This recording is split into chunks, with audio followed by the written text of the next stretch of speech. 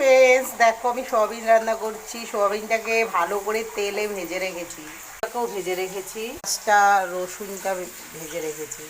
দেখো পেঁয়াজটা ভাজা হয়ে গেছে, এর মধ্যে মশলা দেবো। মশলা নিয়েছি, মিট মশলা নিয়েছি, সাদা জিরা, লঙ্কার গুঁড়ো, হলুদের গুঁড়ো, আর এখানে একটু নুন নিয়েছি। মশলা তো ওগুলো সব দিয়ে দেবো। ঠিক আছে, দিয়ে দিলাম।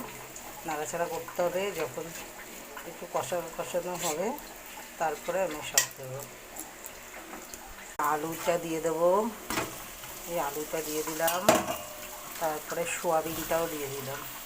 নাড়াচাড়া করতে হবে, নাড়াচাড়া করতে হবে একটু ভালো করে। ভাজা হয়ে গেছে আলুর সাথে, সোয়াবিনের সাথে। এবার জল দেবো। আমি জল দিয়ে দিচ্ছি, অল্প করেই দেবো, বেশি দেবে না। জল দিয়ে দিলাম। বৃষ্টি নেই, দেখো কি রোদ আজকে, প্রচণ্ড রোদ আমাদের বাড়ির পাশে। আকাশটা দেখো, মহাকাশটা দেখো। পচা পুকুর আছে, দেখো পচা পুকুরটা। এটা আমার ঘর। নিয়েছি খুন্তিতে, একটুখানি একটু দিয়ে দিলাম। ঘি দিলে একটু স্বাদ হয়, তার মধ্যে গরম মশলা দেবো। এবার ফ্রেন্ডস গরম মশলা দিয়ে দিলাম। দেখো টেস্টটা চলে আসবে খুব সুন্দর, তাই না? রান্না কোন ফ্রেন্ডস খেতে চাও, চলে আসো আমাদের বাড়িতে, ভালো করে রান্না করে খাওয়াবো ফ্রেন্ডস।